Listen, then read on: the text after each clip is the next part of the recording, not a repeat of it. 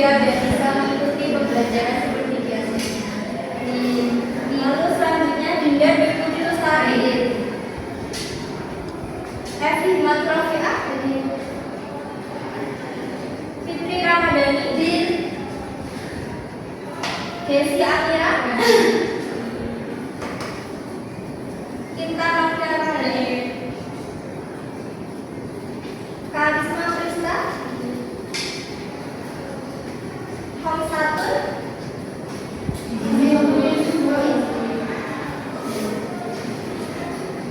Melura Payasari, Nanda Ayu,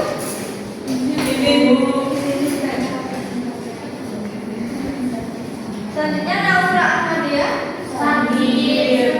Sakit apa Naura? Ya, semoga cepat sembuh. Selanjutnya Nurul Sobah Hidayati. Lalu Finda Octavia. Hadir Bu. Dan yang terakhir ya Mami Lestari. Berarti yang hadir ada 4 anak ya. Baik. Sebelum masuk materi, Ibu izin menyalakan layarnya.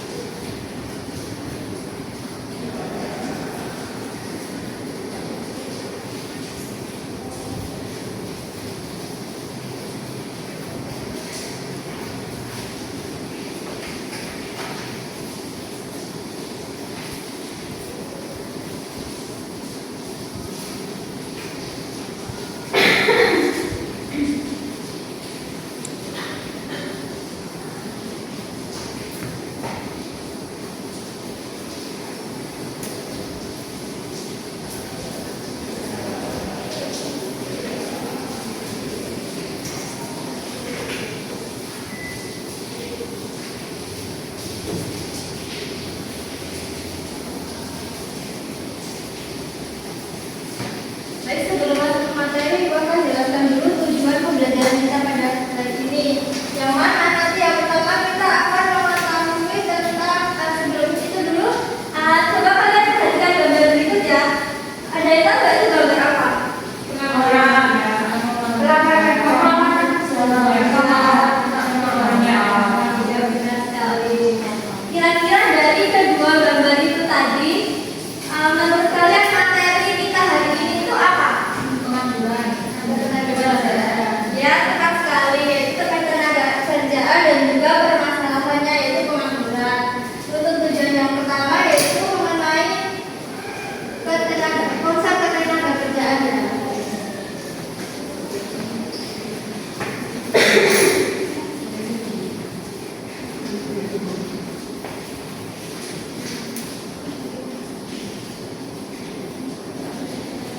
Di mana pada konsep ketenaga kerjaan nanti ada 3 istilah, yaitu tenaga kerja,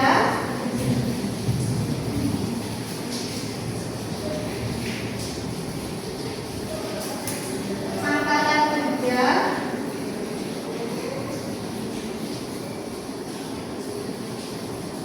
dan juga kesempatan kerja.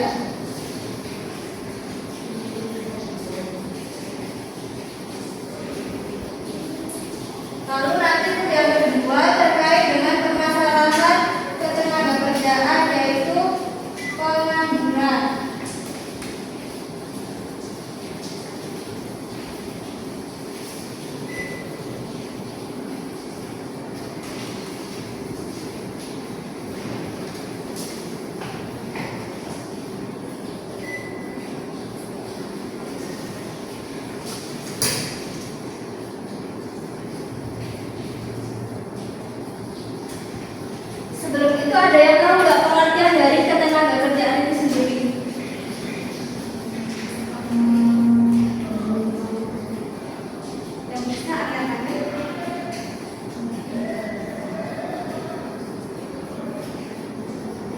Belum tahu ya? Belum. Baik.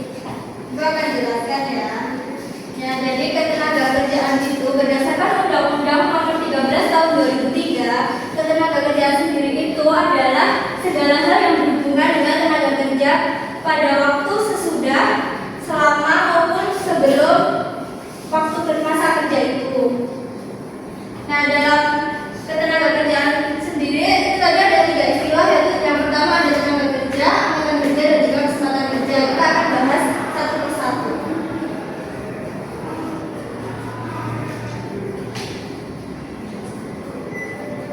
Yang pertama terkait tenaga kerja. Tenaga kerja sendiri itu adalah setiap orang yang mampu melakukan pekerjaan untuk menghasilkan barang atau jasa untuk memenuhi kebutuhan diri sendiri ataupun masyarakat. Lalu ada angkatan kerja, di mana angkatan kerja sendiri itu adalah penduduk yang berusia di atas 15 tahun yang sudah bekerja maupun yang belum bekerja. Lalu ada kesempatan kerja, itu sendiri adalah suatu keadaan yang menggambarkan tersedianya lapangan pekerjaan yang nantinya akan diisi oleh para pencari kerja itu tadi.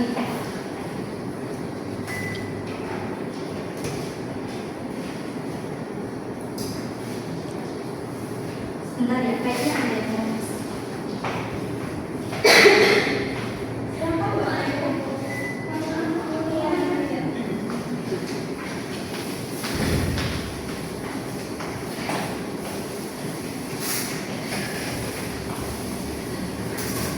Baik, kita lanjutkan ya. Untuk jenis-jenis tenaga kerja sendiri berdasarkan kualitasnya itu dibagi menjadi 3. Ada tenaga kerja terdidik, tenaga kerja tidak terdidik dan tidak terlatih, dan ada tenaga kerja terlatih. Ada yang tahu nggak penjelasan dari masing-masing tenaga kerja itu? Belum ya. Jadi tenaga kerja terdidik sendiri itu adalah tenaga kerja yang membutuhkan pendidikan baik formal maupun non formal. Contohnya seperti pada gambar ini yaitu guru, dokter. Ada yang bisa disebutkan contoh lainnya nggak? Selain guru dan dokter. Pengacara. Ya, benar. Pengacara, perawat, benar. Nah, ya.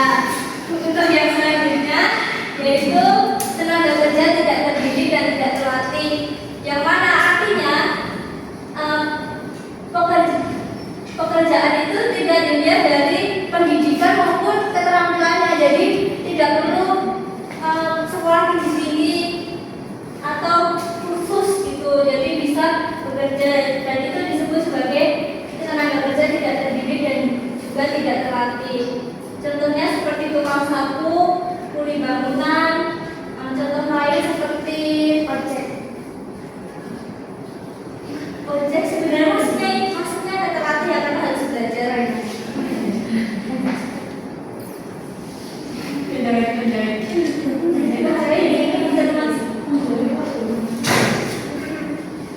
Nah, pengamis.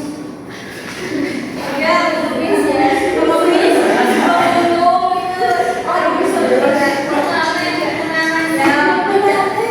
Tidak terdidik dan tidak terlatih. Lalu yang ketiga ada tenaga kerja terlatih, di mana tenaga kerja terlatih ini membutuhkan kursus atau pelatihan.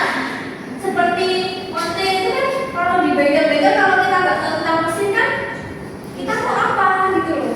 Ya ada malah rusak.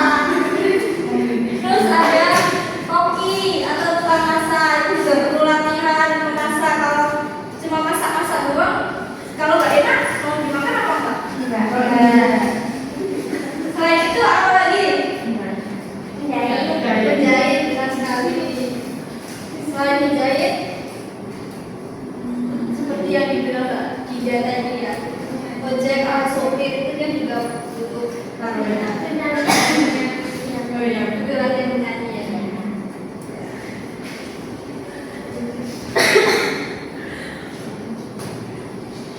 Lalu yang selanjutnya ada angkatan kerja dan bukan angkatan kerja, di mana angkatan kerja sendiri seperti yang saya jelaskan di awal tadi, yaitu penduduk usia 15 tahun ke atas yang memiliki pekerjaan atau tidak bekerja.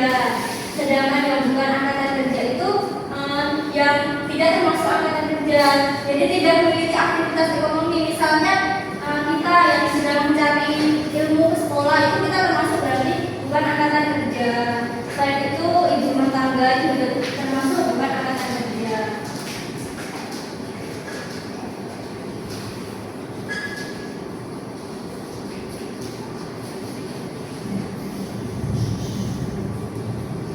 Lalu ada kesempatan kerja. Ada yang masih ingat nggak tadi kesempatan kerja itu apa? Ya, lowongan pekerjaan. Jadi kesempatan kerja itu yang menyediakan lowongan pekerjaan agar tenaga kerja itu bisa mengisi lowongan itu.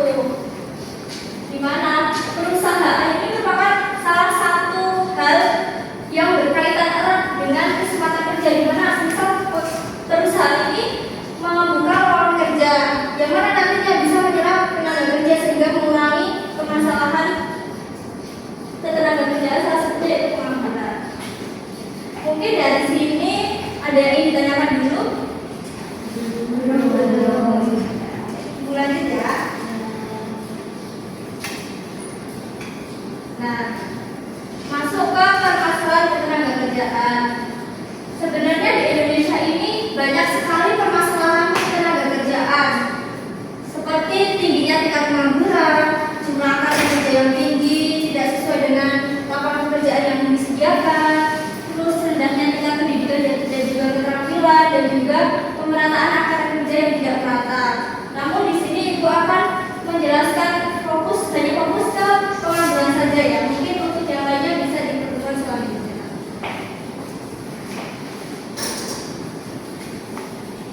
Sebelum itu, tolong diperhatikan dulu videonya ya.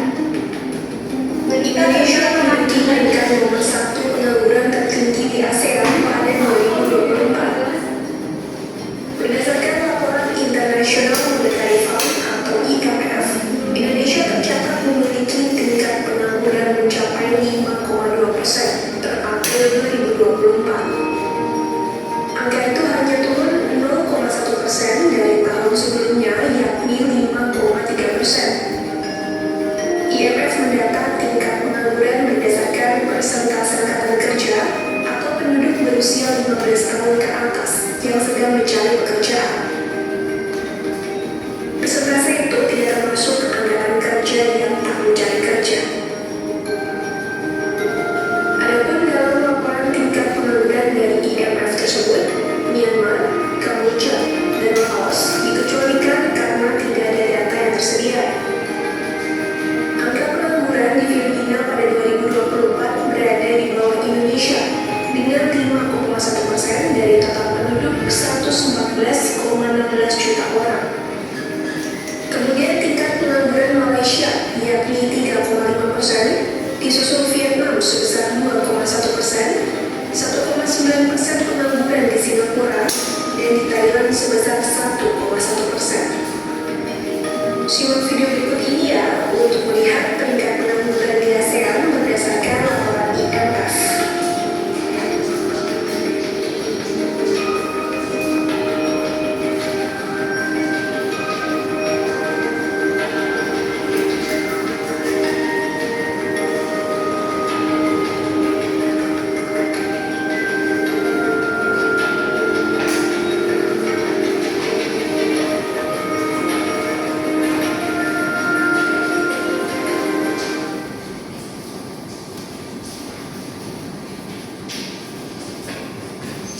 Nah, itu tadi adalah contoh pengangguran di Indonesia, di mana tingkat pengangguran di Indonesia sendiri itu mencapai 5,2%. Nah, sebelum masuk ke intinya, ada yang tahu pengangguran itu apa? Bisa katakan? Ya, Mbak Pinda. Apa dulu tidak? Ya, tidak berbeda. Jadi pengangguran itu adalah kondisi seseorang yang tidak memiliki pekerjaan dan sedang aktif mencari pekerjaan atau sedang mencari-cari tetapi belum dapat pekerjaan, belum diterima. Dari video tadi dilihat ya bahwa pada tahun 2024 Indonesia itu menjadi negara dengan tingkat pengangguran tertinggi nomor 1 di ASEAN.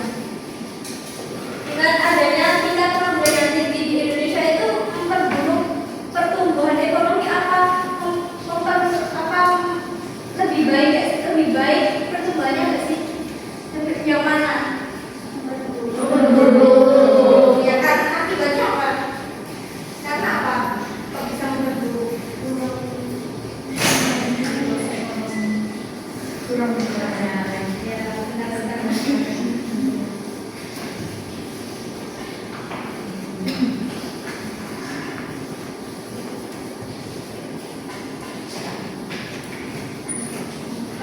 yang selanjutnya ada jenis-jenis pengangguran. Di sini Ibu menyantumkan 4 jenis pengangguran, yang mana pengangguran pertama itu friksional. Pengangguran friksional itu dapat diartikan sebagai kondisi seorang di mana dia itu sudah mendapat pekerjaan tetapi masih mencari pekerjaan, jadi berpindah-pindah gitu. Untuk mencari upah yang lebih tinggi atau yang lebih baik dari pekerjaan sebelumnya. Lalu yang kedua ada pengangguran musiman, itu biasanya terjadi di pergantian musim. Seperti contohnya petani. Petani itu hanya bekerja pada musim tanam dan juga musim panennya. Selain itu kan belum tentu mereka bekerja kan. Lalu yang ketiga ada pengangguran struktural. Pengangguran struktural ini itu yang dimaksud kondisi di mana perubahan kegiatan ekonomi, misalnya dari agraris ke industri, terus dari keterampilan yang misal dia punya kompetensi ini, tetapi mengambil pekerjaan yang kompetensinya itu jadi tidak sesuai dengan kompetensi yang dimiliki. Lalu ada pengangguran siklis. Pengangguran siklis ini yang dimaksud adalah penurunan kondisi atau aktivitas ekonomi. Biasanya kayak resesi gitu, resesi ekonomi itu. Nah, ketika ekonomi melambat, kan permintaan barang dan jasa itu menurun ya. Ini.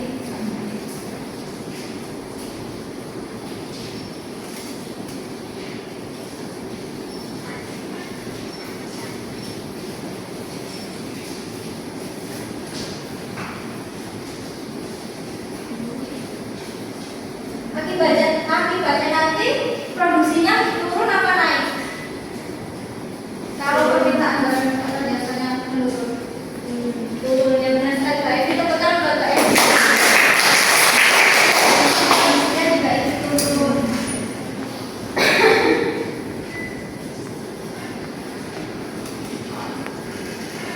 Lalu jika produksi turun, maka perusahaan akan mengurangi pekerja, yang mana akan mengakibatkan pengangguran itu tadi.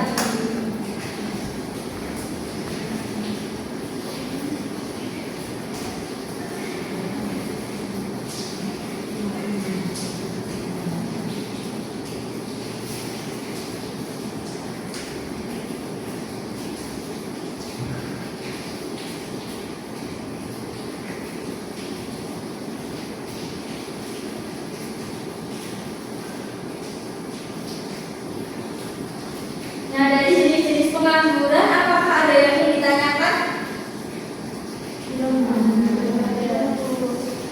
Kayaknya ada yang ngantuk ya? Iya,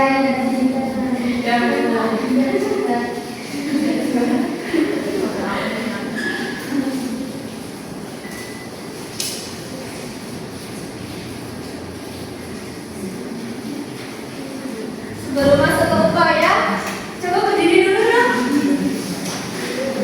Biar gak takut.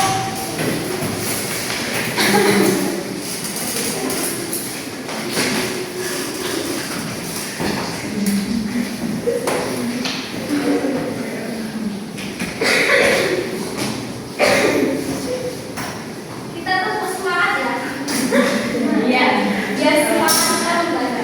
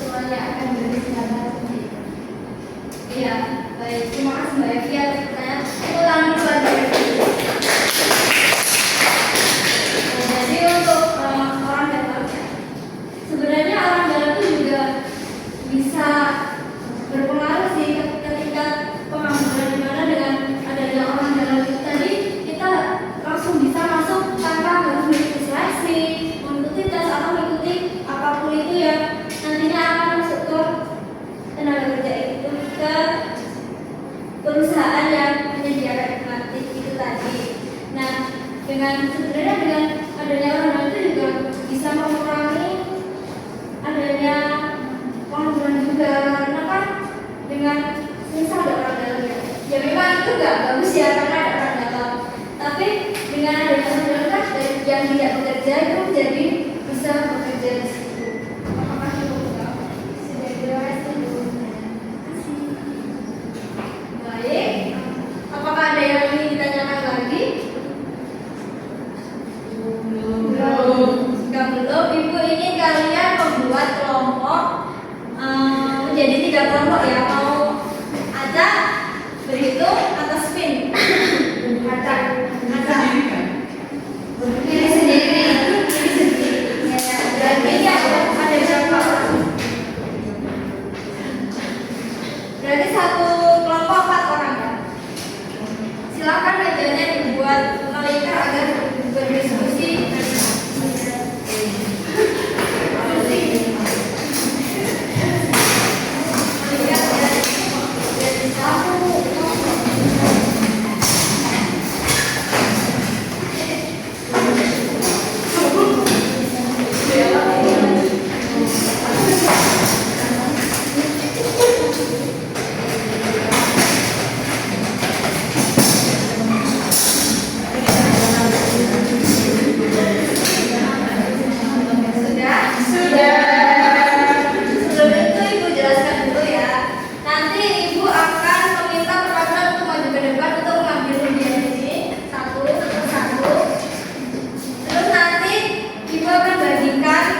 Studi kasus mengenai materi kita hari ini, dan nanti hasil kalian akan dipresentasikan maju ke depannya.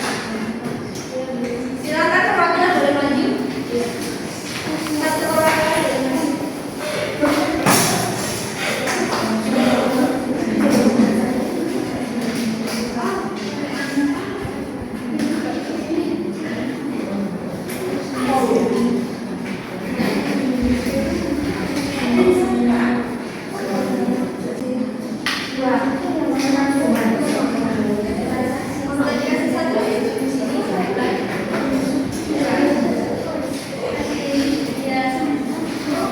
Waktu diskusi 10 menit cukup. Untuk waktunya apakah 10 menit cukup atau kelamaan? 10 menit ya. Hanya mulai dari sekarang jam 2. Berarti nanti jam 2 selesai ya. Ya, Bu.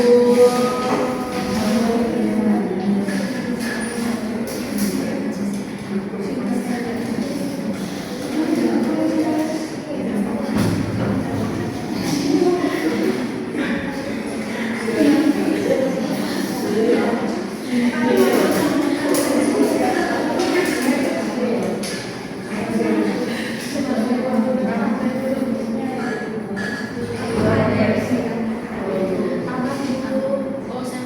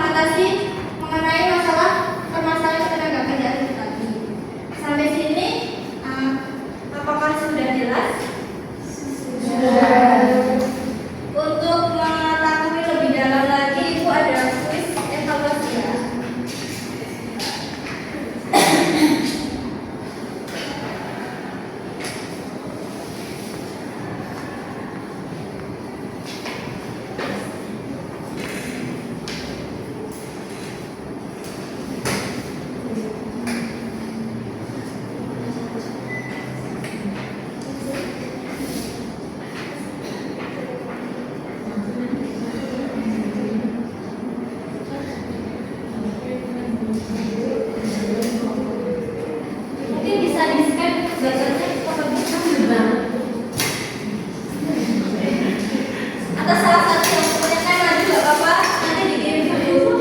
Maju nggak pindah. Maju nggak kira-kira salah satu bus. Ya. Ya, tadi mungkin ya guys. Terima kasih Mbak Nanda. Untuk waktunya itu satu soal 30 detik ya. Bergabung semua baru kita mulai. Aku kirim ke chat teman-teman. Ya, Mbak Nanda.